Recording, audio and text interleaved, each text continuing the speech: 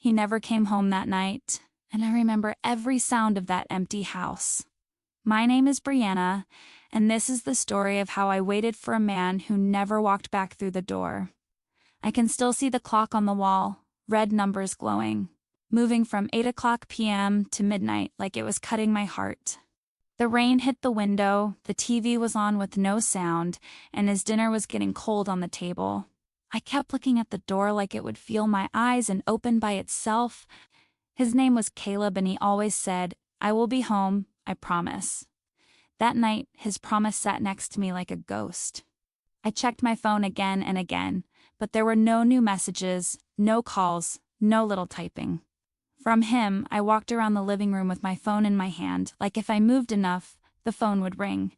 The house smelled like his cologne and my fear. I tried to breathe slowly, but my chest was tight, as if someone was holding it with both hands. I told myself, "He is just late, Brianna, calm down, he is just late." But another voice inside me whispered, "Something is wrong." Outside, a car passed, and I ran to the window, thinking it could be him. It was not his car. It never was. I sat on the couch and stared at the door again. Every small sound made me jump. The pipes, the fridge, the wind. My heart was louder than all of them. I picked up his jacket from the chair and held it against my face. It still carried his warmth, but he was not there. I thought about our morning that day, how normal it was.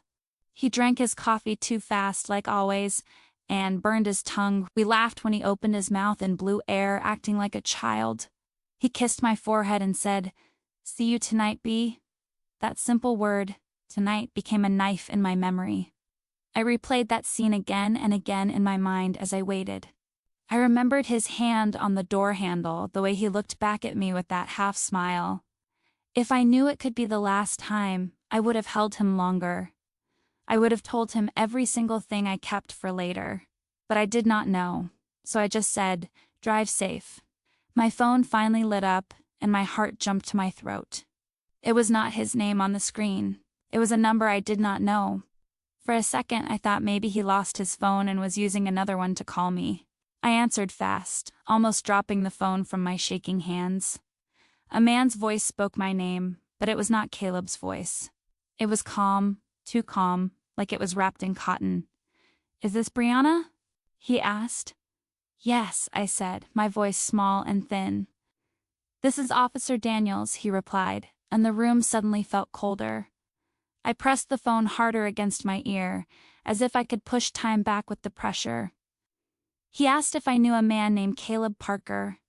My lips moved before my mind. He is my husband. The word has felt heavy, and I did not know why yet. The officer took a breath on the other side of the line, and that breath sounded like the end of my life. He started to explain, but my ears only caught pieces of his words. Car, highway, rain, lost control, paramedics. His word was like a stone thrown at a glass window inside my chest. I stood up without noticing, staring at the wall, at the clock, at nothing. I asked him again, louder this time, "Where is he? Where is Caleb?"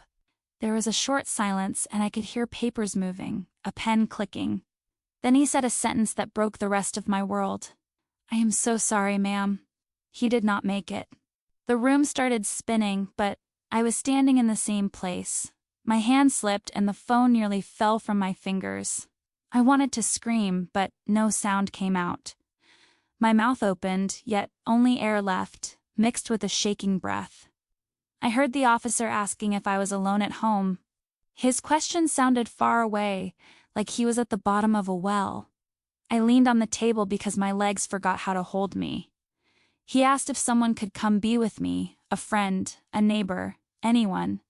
I looked around the house, and every chair, every mug, every picture told me the same thing. We built this home together. Now it was just me inside it. I am fine, I lied, because I did not know what else to say. Nothing felt fine. Nothing felt real. When the call ended, the silence was even louder than before.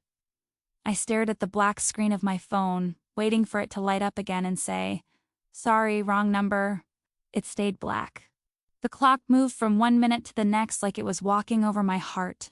I walked to the front door and opened it, hoping somehow he would be there. The night air was cold and smelled like wet asphalt. The streetlights painted long, sad lines on the pavement. Our driveway was empty, and his car would never park there again. I stood in the doorway with bare feet, feeling the cold from the floor crawl up my body. My brain knew what the officer said, but my heart refused to accept it. In my mind, I saw Caleb turning the corner, headlights washing over the house. I imagined him smiling, saying it was all a mistake, a misunderstanding. I saw him wrapping his arms around me, warm, real, alive. I waited there for a long time, holding on to that scene that only existed in my head. He never walked up the driveway. I do not remember when I closed the door. I just remember the click of the lock sounding too final, like the end of a chapter one did not want to finish. I slid down to the floor and hugged my knees to my chest. Tears finally came, hot and full of all the words I never said. I cried his name into the empty hallway, and the echo brought it back to me. At some point, I stood up and walked to our bedroom like I was moving underwater. His side of the bed was messy from that morning, the pillow still holding the shape of his head. I sat on his side and pressed my face down into the pillow. It smelled like shampoo, cologne, and safety. The word was hit me again. I do not know how many hours passed that night. The sky outside the window changed from black to a dark blue, and then to a gray morning. I did not sleep. I only moved between crying and staring at nothing. Every time I closed my eyes, I saw headlights, rain, and a broken car. Every time I opened them, I saw a bed that would never feel his weight again. People came later. Family, friends, faces I knew and faces I did not. They brought flowers, food, soft voices, and careful hugs. They spoke in low tones, like the walls could break if they spoke louder. They said words like condolences and time will heal, words that felt too small for the size of my pain. I nodded at them, thanked them, hugged them back, but inside I was far away. I was still at the door, still on the phone, still hearing, he did not make it. They talked about arrangements, about dates, about documents. I watched their lips move and did not understand half of it. All I wanted was to hear his key in the lock, just once more. When everyone left at night, the house became quiet again. Too quiet for someone who used to live with his music, his jokes, his steps in the hallway. I walked through each room like I was walking through our memories. The kitchen where he danced with me barefoot. The living room where we fell asleep watching movies we never finished. I stopped in front of a small frame on the shelf. It was a picture of us at the beach, hair messy from the wind, sand on our clothes, smiles too wide. I touched the glass with my fingertips as if I could feel his skin through it. I am still here, I whispered to the picture. In my heart, a quiet thought answered, but he is not. That night, I did something that did not make sense to anyone but me. I set the table for two again, just like I did the night before. 2 plates, 2 glasses, his favorite fork, my favorite napkin. Placed his chair a little away from the table, the way he liked, so he could stretch his legs. I sat down and waited, because I did not know how to exist in a world where I was not waiting for him. The house felt different that night, like it was breathing slower. I sat at the table with 2 plates in front of me, pretending for a moment that life had not changed. The chair across from me stayed empty, but my eyes kept drifting to it, as if his shape could appear if I stared long enough. I touched the edge of his plate and remembered the way he held his fork, the way he laughed when food was too hot. My fingers shook, but I kept them there, because pulling away felt like letting go. The soup in my bowl grew cold while I imagined him walking through the door. I could almost hear his key turning, the soft sound of his boots on the floor. I could almost feel him behind me, leaning down to kiss the top of my head. Memory and imagination mixed like water and salt, impossible to separate. I closed my eyes and whispered, "Caleb, please, come home." But when I opened my eyes, the chair was still empty. The silence felt heavier than my own breath. I picked up the spoon, but my hand froze halfway to my mouth. Eating felt wrong. Living felt wrong. It was like my body was here, but my heart was still on that phone call. My chest tightened again, that same pressure from the night before. I pushed my chair back and stood up fast, feeling dizzy. I pressed both hands on the table, trying to keep myself steady. Tears fell before I noticed they were coming. They dripped onto the wooden surface like pieces of me breaking off. I wiped my face with shaky hands and walked to the window. The street was quiet, the rain gone, the pavement still shining under the lights. Our mailbox stood alone at the end of the driveway. His car should have been parked next to it. Seeing the empty space felt like losing him all over again. I hugged myself and leaned my forehead against the cold glass. The glass fogged with my breath, but the pain inside me did not warm at all. I felt like a shadow of myself, a version that only knew how to wait. My mind kept repeating his last words. "See you tonight," a promise broken by fate, not by choice. When I stepped away from the window, I walked into the living room again. The jacket I held the night before was still on the chair. I picked it up, held it close, and sat on the couch. It smelled like him, as if he was sitting next to me. I closed my eyes and felt my heartbeat slow, like my body thought he was really there. That jacket had stories. It was the one he wore on our first date at the fair. He spilled lemonade on it because he tried to make me laugh. I remembered how he cleaned the stain for days, saying he did not want to lose the lucky jacket. I smiled for a second, a small, broken smile. Then the smile disappeared, replaced by a wave of sadness so strong it forced me to breathe in hard. Grief is strange. It can make you love a memory and hate it at the same time. I hated that I could remember him so clearly, yet never touch him again. I hated that the world kept moving while mine was frozen. My phone lit up again and my heart jumped. But it was just a message from his sister. "Call me when you can. I'm here." I stared at her words, wanting to answer, but I did not know what to say. How do you describe pain that feels too big for language? I typed "okay" and deleted it. I typed "I can't talk right now" and deleted it too. In the end, I put my phone face down on the couch cushion and let out a long breath. Talking felt impossible. Being alive felt heavy. I leaned back on the couch and looked at the ceiling.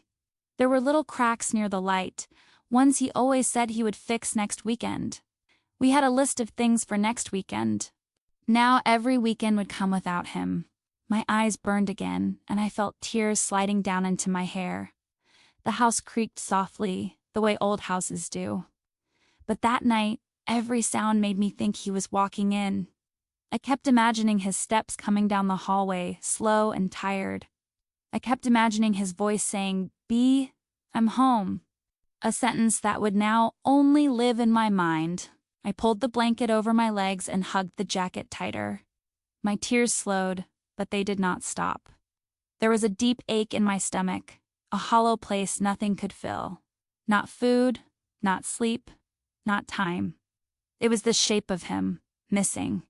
At some point I must have fallen asleep because when I opened my eyes, the room was darker. The TV light flickered on the walls, silent and blue. My neck hurt from the way I had been leaning. I sat up slowly, blinking away the fog in my mind. The jacket slipped from my lap and fell to the floor. I reached down for it, but my fingers shook too much to pick it up. That was when I realized I had been crying in my sleep. My pillow was wet, my cheeks sticky with dried tears. I wiped my face and stood up, unsteady. The house felt huge around me, too big for one person. I walked toward the bedroom again, dragging my feet on the carpet. When I reached the doorway, I stopped. His side of the bed looked untouched, peaceful, waiting. I felt pressure in my chest again as I stepped inside. I sat on my side and looked at his pillow in the dim light. I reached out and touched the pillow slowly. It was cold now. Losing him felt like losing the sun.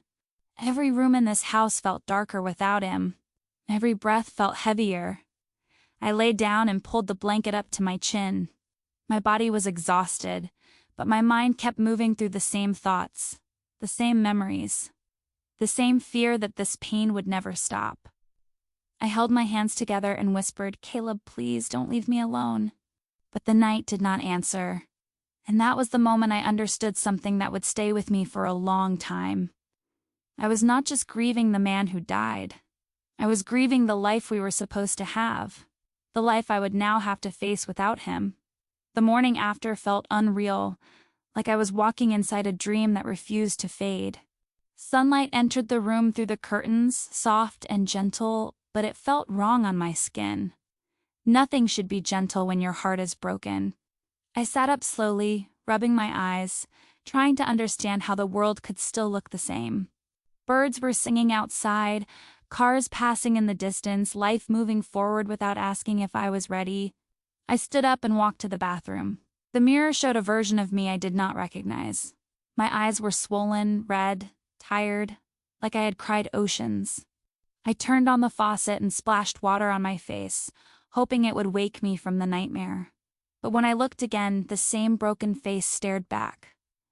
I opened the cabinet and saw his toothbrush next to mine, blue and white, standing in the same place he always left it.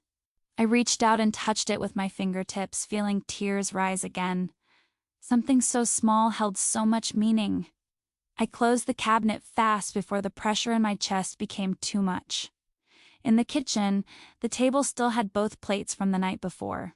The soup was dry at the edges, the air cold around it. I stood there for a moment, staring at the scene like it was a picture from another life.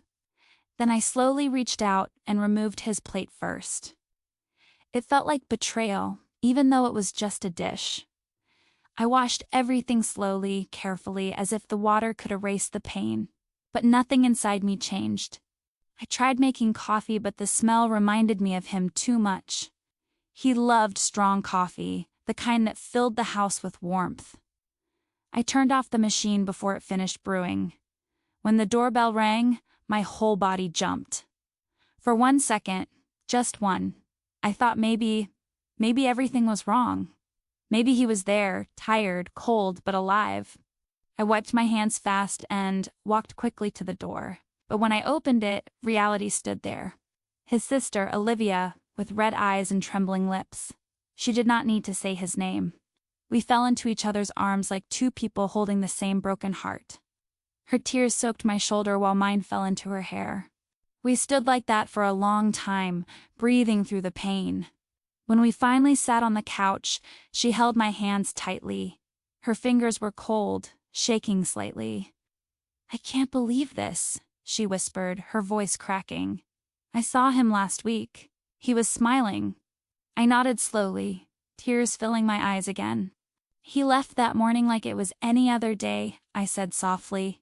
Olivia brushed her hair back and took a deep breath. They had always been close shared secrets, inside jokes, childhood adventures. Losing him meant losing a part of her past too. "He talked about you," she said with a small, broken smile. "He said he wanted to take you to the lake again, the one you two liked." My throat tightened as the memory played in my mind. The lake, the soft water touching our feet, the sun setting behind us. We promised to go again before the end of summer. Promises. So many promises. Each one now felt like a cut in my heart. I looked at Olivia and she looked back, both of us drowning in the same sadness. "I miss him," she whispered. "I miss him too," I replied, my voice barely there. She spent the morning with me, helping with small things, answering calls, organizing papers, trying to make sense of what needed to be done. But every task felt too heavy, too complicated. When she left, she hugged me again, tighter this time. "Call me if you need anything," she said. I nodded, even though needing something felt like a language I forgot. When the door closed behind her, the silence filled the house again. A silence that felt like it was sitting on my shoulders. I walked to the bedroom and opened his closet. His clothes hung neatly, shirts organized by color, jackets with the soft smell of him. I pressed my forehead against the fabric and inhaled deeply. It felt like touching a memory, warm and painful at the same time. I moved my fingers along the sleeves, touching each one with care. I stopped at a navy blue sweater he wore almost every week, the one that fit him perfectly, the one he used on our last date. My hand shook as I pulled it off the hanger and held it against my chest. I closed my eyes and let myself cry again. The sweater felt heavy in my arms, full of moments. Moments he could never live again. Moments I now carried alone. The air in the room grew thick, and my legs felt weak. I sat on the floor with the sweater in my lap. A soft sound came from outside, the wind moving leaves across the driveway. It reminded me of the nights he would sit on the porch and listen to the wind with me. He used to say it sounded like the world breathing. Now it only sounded like loneliness. I hugged the sweater harder. The hours passed slowly, and every room felt sharper, louder, sadder. I walked to the living room window again and looked at the street. A delivery truck passed. A woman walked her dog. A child laughed somewhere far away. Life kept living. But I stayed frozen in the moment he left the house for the last time. Standing there, watching the street, I felt something shift inside me. A small, painful realization.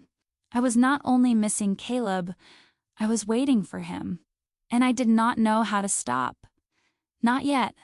The afternoon light faded slowly, turning the walls a soft orange that made everything feel heavier. I stood by the window for a long time, watching shadows stretch across the street. Every car that passed made my heart jump a little, even though I knew it could never be him. Grief plays tricks on your mind. It makes you hope for impossible things. I closed the curtain halfway, leaving a small space to look outside. I walked back to the couch and sat down, feeling the cushions sink under my weight. The house felt bigger as the day ended, like the walls were moving away from me. I pulled my knees close to my chest and wrapped my arms around them. My body felt small inside the silence, like I was disappearing. A single tear rolled down my face, warm against my skin. The TV remote was on the table. I picked it up and turned on the screen, not because I wanted to watch something, but because I needed noise. Any noise. The sound filled the room, but it did not fill the emptiness inside me. I stared without really seeing. Scenes moved across the screen, people laughing, talking, smiling. They looked like they lived in a different universe. A universe where phones did not ring with bad news. A universe where people came home when they said they would. I turned up the volume, but the loneliness stayed the same. I walked to the kitchen and opened the fridge without knowing why. Nothing inside made sense. Food looked wrong, like it belonged to another life. I closed the door and leaned my head against the cold surface. My eyes closed and my breath left my body in a long, trembling sigh. I opened my eyes and stared at the magnets on the fridge. Little souvenirs from places we visited together, a tiny lighthouse, a small metal heart, a picture of us smiling in front of a snowy hill. I touched the photo softly. His eyes were bright in that picture, full of warmth. I remembered that day clearly, the way he held my hand inside his pocket to keep it warm, the way he kissed my nose when I complained about the cold, the way he whispered, "I'm right here." The memory hurt, but I did not look away. I kept my fingers on the picture, feeling the edges of the photo, feeling the edges of my heart. I wanted to go back to that moment, just once, just long enough to tell him not to leave me. The sound of my phone buzzing on the counter pulled me back. I looked at the screen. It was a text from his best friend, Marcus. I heard the news. "I'm so sorry. If you need anything, I'm here." I stared at the message for a long second. Marcus was like a brother to him. They shared everything, jokes, stories, problems. Seeing his name brought another wave of sadness. I typed a short reply. "Thank you." Then I put the phone down again, feeling my throat tighten. I walked slowly to the back door and stepped outside. The air was cold, but the sky was clear. Stars were beginning to show, small and distant. I sat on the porch steps and looked up at them. Caleb used to love doing this. He always said stars were like promises far away but always there. Now those words felt different. I stared at the sky, trying to find comfort in something that no longer made sense. My fingers traced the wooden step beside me, remembering how he used to tap his fingers there while he talked. Everything reminded me of him. A soft wind moved across my face, cool and quiet. Closed my eyes for a moment and let it pass over me. It almost felt like someone touching my cheek. A soft, gentle touch, the kind he used when I was sad. My breath caught in my throat. I opened my eyes again and the night looked lonelier. I hugged myself and sat there for a while until the cold began to seep into my skin. My hands were shaking when I stood up and walked back inside. The warmth of the house felt different, like it was missing a piece of itself. A piece named Caleb. I walked down the hallway, my footsteps soft on the floor. When I reached the bedroom, I paused in the doorway. His sweater was still on the bed where I left it. I picked it up again, pressing it against my chest. It felt like holding a memory. I sat on the edge of the bed and curled my legs up. The fabric touched my face, and tears began to fall again. I did not fight them this time. I let them come, one after another, flowing like a river I could not stop. My breath shook with each sob. I whispered his name into the quiet room, Caleb. It sounded fragile, like a word made of thin glass. I held the sweater tighter, as if it could bring him back. But it only made the emptiness louder.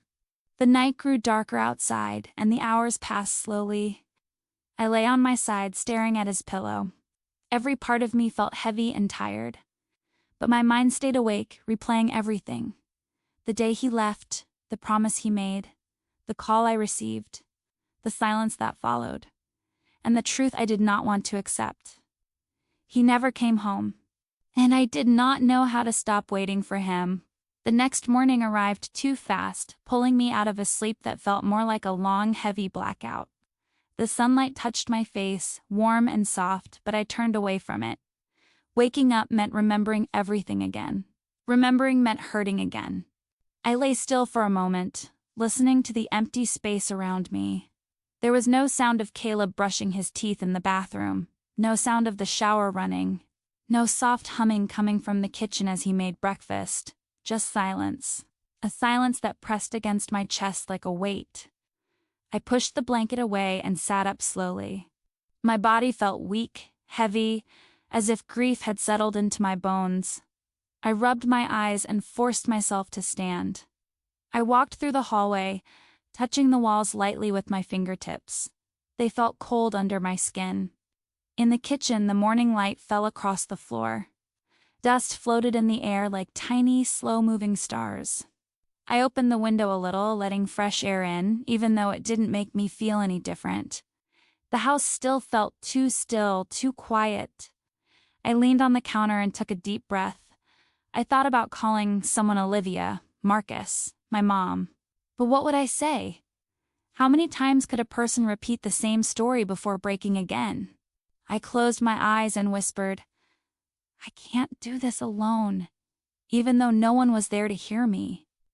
My voice cracked at the end. I opened the drawer and pulled out a small notebook. It was Caleb's.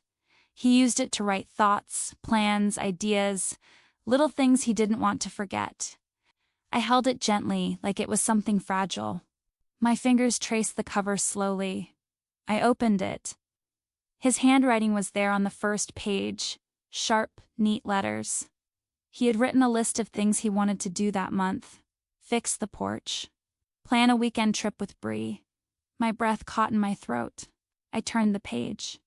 There were more notes, things he wanted to cook, movies he wanted to watch, reminders for work. The normal pieces of a normal life. I sat down at the table because my legs felt weak again. Then, on one page near the middle, I saw something that made my heart stop for a moment. It was a small message written in softer handwriting. Don't forget to buy flowers for our anniversary. I touched the words gently, feeling my vision blur with tears. He wrote it like he had all the time in the world. A tear fell onto the page and I wiped it fast, afraid of ruining his writing. I closed the notebook slowly and placed it against my chest. The pain inside me grew warmer, sharper, deeper. It felt like grief was carving a space inside me that would never close. My breath came out unsteady. I stood up and walked to the sink, splashing water on my face again. But nothing washed away the ache. Nothing made this real life feel any less unreal. I dried my face and took a deep breath. Then I looked around the kitchen again. There was a mug on the counter, Caleb's favorite mug. White, with a small blue line around the top. He always used that one, even when we bought new cups. I picked it up and held it with both hands. It felt warm in my memory, cold in reality. I closed my eyes and imagined him standing behind me. His arms around me, his breath against my neck, his voice saying, "Good morning, Bee." But the only warmth came from my own hands. I placed the mug carefully back on the counter. Then I walked to the living room, dragging my fingers over the couch. I sat down and pulled my knees close again. Outside, the world moved normally. Inside, everything felt paused. I looked at the front door, at the doormat, at the spot where he always left his shoes. My mind whispered, maybe he will walk through that door. Hope can be cruel when it has nowhere to go. A soft knock suddenly broke the silence. My heart jumped, hitting my ribs hard. I stood up fast, almost tripping over the carpet. For a single second, the impossible hope returned. A spark of maybe, just maybe. I opened the door quickly. But it wasn't Caleb. It was my neighbor, Mrs. Grant, holding a small tray with food. Her eyes were soft, sad, full of the kind of pity I wasn't ready to handle. "I made this for you," she said quietly. I thanked her with a shaky smile. She touched my arm lightly, the way someone touches something fragile. "If you need anything, I'm right next door," she whispered. I nodded, even though the words felt far away. I closed the door gently after she left. The tray sat on the table, untouched. I wasn't hungry. I wasn't anything, just breathing, crying, remembering, trying to survive minutes that felt like hours. I sat back on the couch, pulling the blanket over my legs again. The house hummed with soft sounds, the fridge, the wind, the distant traffic. But none of it filled the silence inside me. I leaned my head back and closed my eyes. And for the first time since he died, I whispered the truth out loud. "I don't know how to live without you." The words hung in the air, heavy and raw. And somewhere inside me, something small cracked. Not broken, not healed, just changed. 'Cause saying the truth was the first step into a world I didn't want, but couldn't avoid. The afternoon slowly folded into evening, painting the walls in soft shadows. I sat on the couch with my legs pulled close, feeling the blanket around me like a thin shield. My eyes were tired, but my mind stayed awake, replaying memories like a movie I couldn't turn off. Every scene had Caleb in it. Every thought carried his name. I stood up after a long moment and walked toward the hallway. My feet moved slowly as if the air had become heavier. When I reached the bedroom, I hesitated before stepping inside. The air felt different there, full of pieces of him. I took a deep breath and entered quietly. His side of the bed looked untouched, smooth and still. I sat on the edge and placed my hand on the pillow again. It was cool under my palm, but in my mind, it was warm like him. I closed my eyes, letting my breath shake softly. "I miss you," I whispered into the quiet room. My fingers moved slowly to the drawer beside the bed.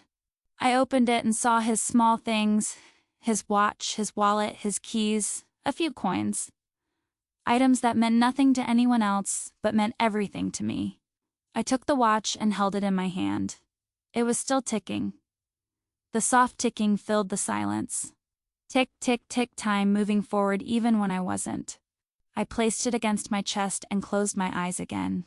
The sound reminded me of when he used to rest his head on my stomach. I would feel his heartbeat right against my skin. I put the watch back carefully. Then my eyes moved to a small box beneath the drawer. I pulled it out slowly. It was a wooden box Caleb made years ago in a workshop. He gave it to me on our first anniversary. My hands shook a little as I opened it. Inside were small memories, movie tickets, a dried flower, little notes he had written to me. One note caught my attention immediately. A tiny paper folded twice. My name was written on the front in his handwriting. I opened it with gentle fingers. Inside were simple words. "No matter where I go, you're home for me." I pressed the note over my heart as tears filled my eyes again. The pain grew heavy, but the love grew warm at the same time. Grief is strange. It hurts because love was real. It hurts because something beautiful existed. I held the paper tightly, letting the tears fall freely. My breath trembled as I tried to calm myself. I sat there for a long time, feeling the weight of the box in my lap. Piece by piece, these small things told the story of us. A story that ended too early. A story I wasn't ready to close. I placed everything back inside the box carefully. When I closed it, the sound felt final. I hugged the box against my chest, pressing my cheek to its surface. The wood was cool, but it carried warmth and memory. I whispered softly, "You should still be here." My voice broke on the last word. The wind outside picked up, brushing against the window. It made a soft, low sound, like a distant sigh. I listened to it for a moment, letting the rhythm calm me. Caleb used to love nights like this, quiet, cool, peaceful. He used to open the window just enough to feel the breeze. I stood up and walked toward the window, opening it slightly. The night air touched my skin, cold and gentle. I leaned against the frame and looked up at the sky.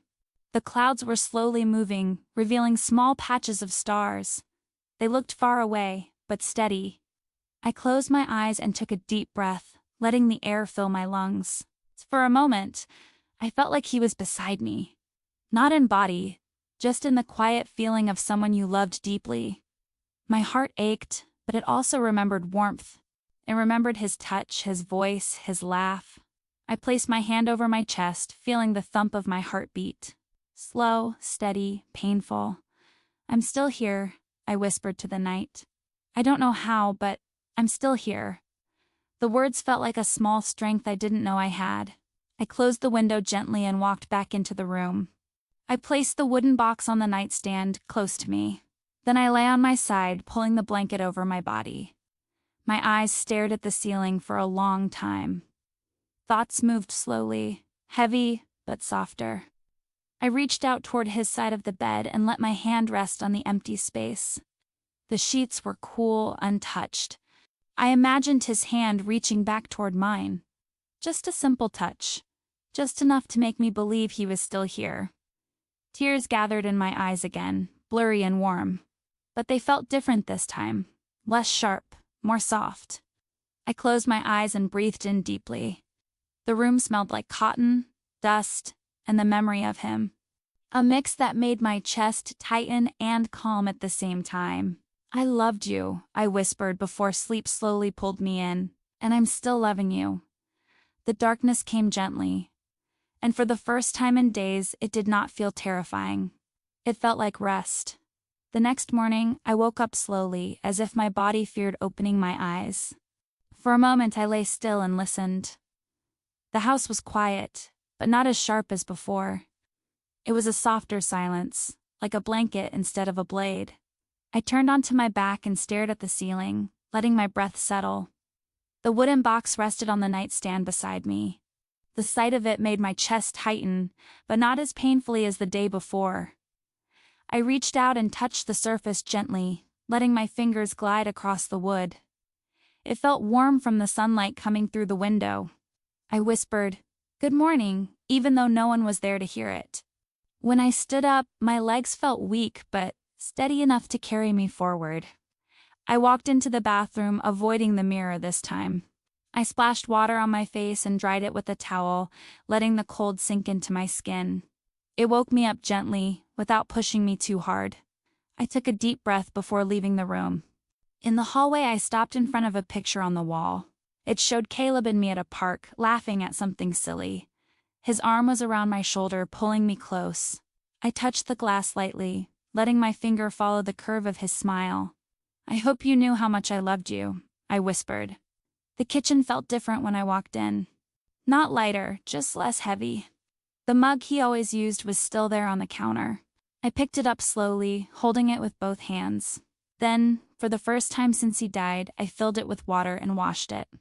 I placed it on the shelf carefully, giving it a place to rest. Something inside me settled too, just a little. I opened the window wider than the day before and let cool air fill the room. It moved softly around me, brushing my hair, touching my skin. It felt like a small reminder that the world still had air for me to breathe. I walked to the living room and sat on the couch, pulling the blanket around my legs.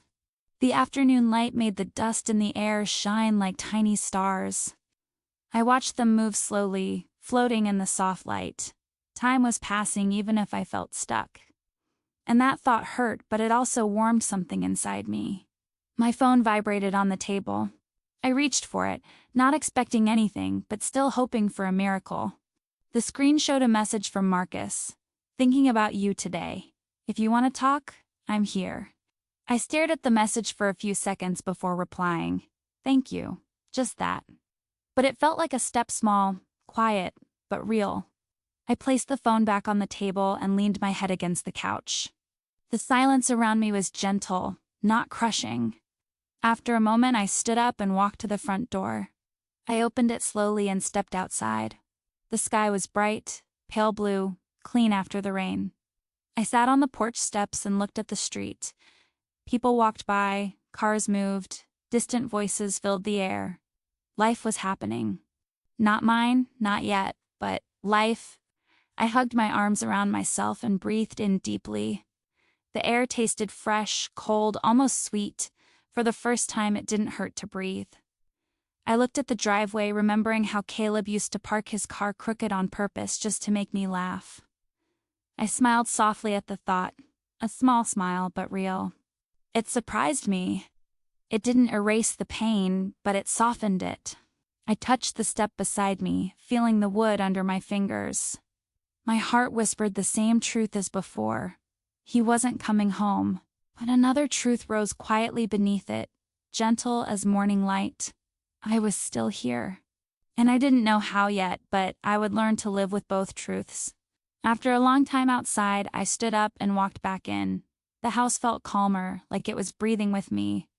I closed the door gently, then leaned my forehead against it. The wood was cool, steady, unchanged. I whispered, "I'm trying, Caleb," and let my breath settle. I walked toward the bedroom and picked up the wooden box again. Holding it felt familiar, grounding. I placed it on the bed and sat beside it, running my fingers along the edges. Then slowly, I opened it again. The memories inside felt warm this time. Each little object told a story, not just of the life we had, but of the love that still lived inside me.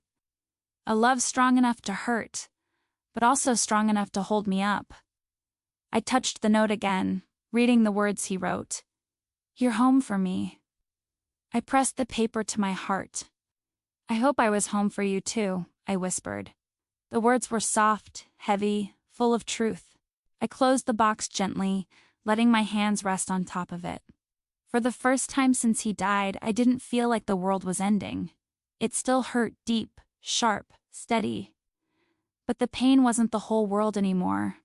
There was space for something else, even if small, something like breath, something like hope. The rest of the afternoon passed slowly, like the world was moving through soft water. I sat on the bed with the wooden box in my lap, feeling each minute stretch and bend. The house was quiet, but it didn't feel as empty as before. It felt like a place holding pieces of him, pieces of us. I rested my hand on the lid of the box, letting my breathing match the silence. After a while, I stood up and walked toward the closet. I opened the doors slowly, letting the familiar scent drift out. His shirts were still hanging neatly, the colors lined in calm rows. I touched one of them, a soft gray shirt he loved wearing on lazy Sundays. The fabric brushed my fingers gently and my throat tightened. I pulled the shirt off the hanger and held it close. The smell was faint now, like a memory almost gone. I pressed my face into the fabric and breathed in deeply. A wave of sadness hit me, soft but deep. "I'm still waiting," I whispered against the cloth. I placed the shirt carefully on the bed before closing the closet. The room felt warmer with the sunlight on the carpet. I stood there for a moment, letting the light touch my arms, my face. It didn't take the pain away, but it softened the edges. Pain with soft edges was easier to hold. I walked to the living room and sat on the floor with my back against the couch. The air smelled like dust and late sunlight. I rested my head back, closing my eyes. Memories moved behind my eyelids, slow, gentle, heavy. Memories of his voice saying my name, his hands holding my waist, his laugh filling the room. A deep ache formed in my chest, but I didn't push it away. Letting grief move through me felt different than fighting it. Less like drowning. More like floating on waves I didn't understand yet. I placed my hand over my heart and breathed slowly. I opened my eyes when I heard a soft thump outside. A little envelope had been pushed through the mailbox slot. Curiosity pulled me up, my steps careful and slow. I picked up the envelope from the floor. It was plain, no name on the front. My fingers trembled as I opened it. Inside was a small card. Just 2 lines written in soft handwriting. "We're thinking of you. You're not alone." There was no signature, but I didn't need one. It was kindness, simple, quiet, unexpected. I pressed the card to my chest for a second before placing it on the table. The gesture didn't erase my pain, but it warmed something inside me. People were reaching out, even if I didn't always know how to reach back. I sat down again, letting my shoulders relax just a little. The world didn't feel as far away as before. The hours slipped by as I stayed there on the floor. I watched the room grow darker, the colors fading into soft blue. When the first star appeared outside, I noticed it through the window. A tiny light in a wide, quiet sky. I stood up, drawn to it. I opened the curtains wider and leaned on the window frame. The sky looked peaceful, painted with soft shadows and fading clouds. I rested my forehead against the cool glass. It felt grounding, steadying. "I hope you're somewhere safe," I whispered to the sky. The wind outside moved gently, brushing the trees. I imagined Caleb sitting beside me, his shoulder touching mine. He used to say the night sky made him feel small in a good way, like the world was too big for sadness to fill completely. I held on to that thought with tender hands. When I walked back into the room, the wooden floors creaked under my steps. I turned on a small lamp, letting its warm light fill the space. The room looked softer, calmer. I sat on the couch with my legs tucked under me and wrapped the blanket around my shoulders. The quiet no longer felt like an enemy. My heartbeat slowed as I watched the lamplight flicker slightly. I thought of the note in the wooden box. "You're home for me." Those words no longer broke me, they held me gently. I whispered back into the room, "And you'll always be home for me." Tears slid down my cheeks again, but they weren't sharp. They didn't burn. They fell softly, like rain on warm soil. A sign that something inside me was learning to move again. Learning to breathe in a world that no longer had him. I leaned my head on the couch cushion and closed my eyes. The blanket felt warm against my skin. My breathing grew slower, calmer, matching the quiet around me. For the first time since he left, I didn't feel completely lost. Not healed, not whole, just not lost. The next morning arrived quietly, with soft light touching the curtains and birds singing outside. I opened my eyes slowly, feeling the weight inside me, but also something else. Something small, something gentle. Not hope, not yet, but a quiet breath I didn't have before. I sat up in bed and looked around the room. Nothing had changed, and everything had changed at the same time. The wooden box was still beside me, the blanket still twisted from sleep, the silence still heavy. But the silence didn't crush me the way it used to. It sat beside me, not on top of me. I stood up and walked to the kitchen with slow steps. The house felt lighter in the morning, filled with soft shadows and warm light. I opened the window, letting the cool breeze fill the room.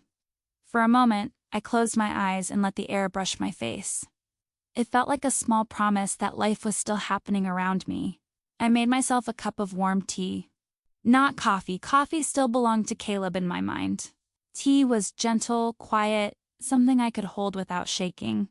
I sat at the table with the cup between my hands and watched the steam rise. The world outside moved softly. Cars, people, birds. After a few minutes, I reached for the small card from the day before. "You're not alone." The words touched something inside me again. I held the card gently and placed it in the wooden box with the other memories. It didn't belong to the past. It belonged to my healing. The hours passed in slow, steady steps. I cleaned a little. I opened windows. I folded blankets. Small things, ordinary things. Every action felt heavy and light at the same time. Heavy because he wasn't here. Light because I was doing them anyway. Each movement was a quiet answer to the world. I'm still here. By afternoon, sunlight filled the living room in soft gold. I sat on the floor with my back against the couch, letting the warm light touch my skin. Memories moved through me again, but they didn't tear me apart this time. They flowed gently, moments, touches, words, laughter, pieces of him that still lived inside me.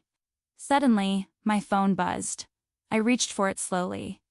A message from Marcus appeared on the screen. "Hey Brianna, I'm stopping by the lake today. Thought you might want to come." No pressure. The lake. The place he and I loved. The place where we talked about silly things and serious things, where we made promises and shared quiet. My heart squeezed softly. Part of me wanted to stay home, to keep the walls around me. But another part whispered that maybe stepping outside would not break me. I typed a reply slowly. "I'll try to go." My hands shook when I sent it. Trying felt like a big step, even if I didn't know what would happen next. I stood up and took a deep breath. My legs trembled a little, but they carried me forward. I changed into simple clothes, a soft sweater, jeans, shoes that felt steady. When I passed the closet, I stopped. His jacket hung there, quiet and still. I reached out and touched it. But this time, I didn't hold it to my chest.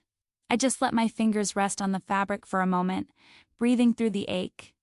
"I'll be okay," I whispered, even though I wasn't completely sure yet. I grabbed my keys, my phone, and stepped outside. The sunlight touched my face, bright and warm. I stood there for a moment, breathing in the air deeply. It felt like the world opened a small door for me. Not a big one, just enough to take one step forward. The drive to the lake was quiet. I kept my hands steady on the wheel, letting the road move beneath me. Trees lined the path, their leaves trembling softly in the wind. The closer I got, the heavier my chest felt, and yet the softer my breath became. When I arrived, Marcus was standing near the water. He turned when he saw me, his expression soft, his eyes full of quiet understanding. He didn't smile too wide, didn't talk too fast. He just nodded gently as if saying, "I know." I walked toward him slowly, the ground crunching under my feet.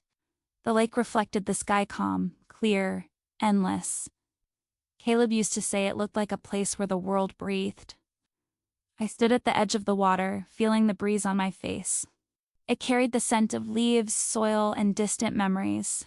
Marcus stayed beside me quietly, not asking questions, not pushing anything.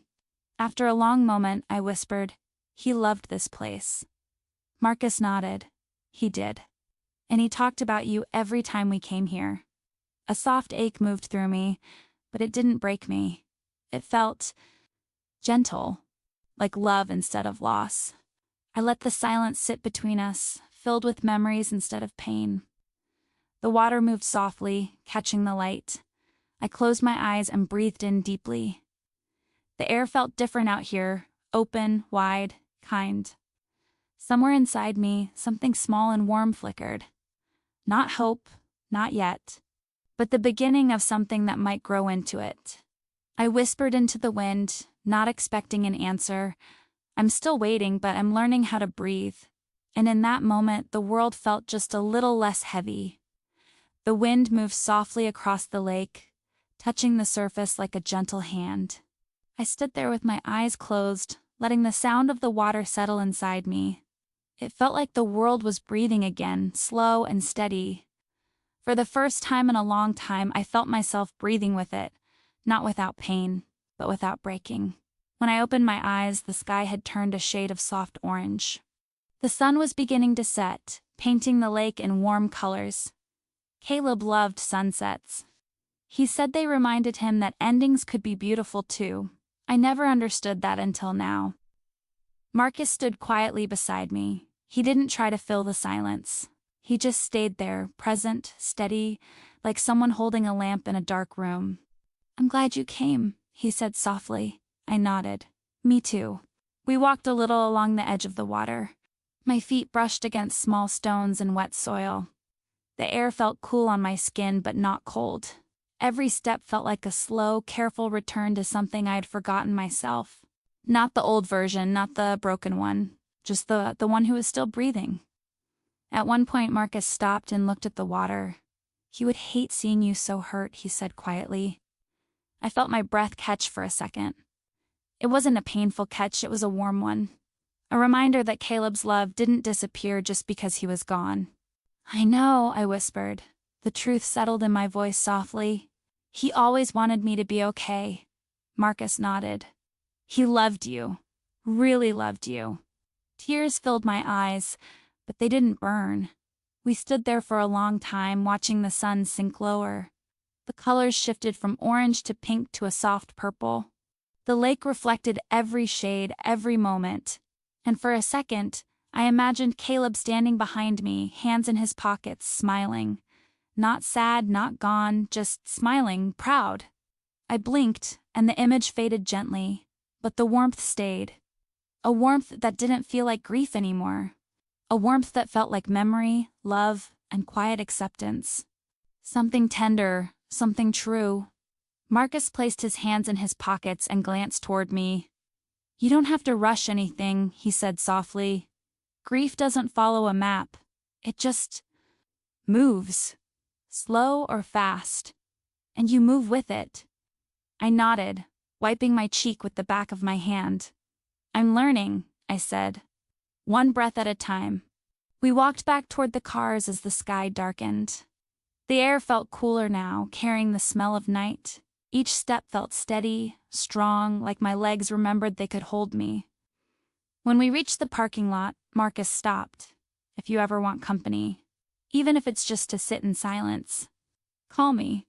I gave him a small, honest smile. "Thank you." He nodded and stepped away, giving me space. I leaned against my car for a moment, looking up at the sky.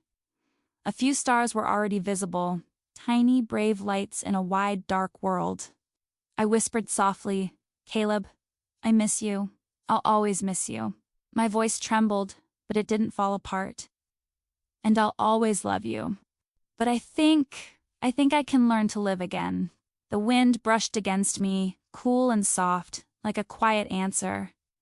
I placed my hand over my heart, where the ache still lived. But now there was something beside the aches, something warm, something alive.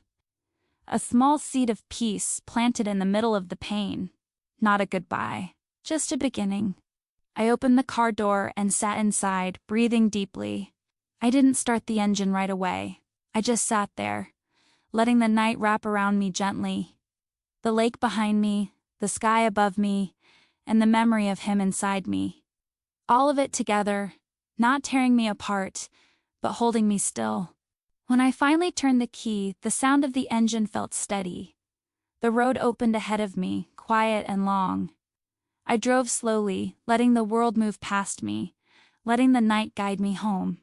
Not the home I shared with him, but the one I had to learn to build on my own. And as the lights of the city grew closer, I whispered one last time, "I'll keep waiting for the memories, not for you to come back." It hurt, but it was true. And truth, soft, painful, honest, was the first step into the life I still had.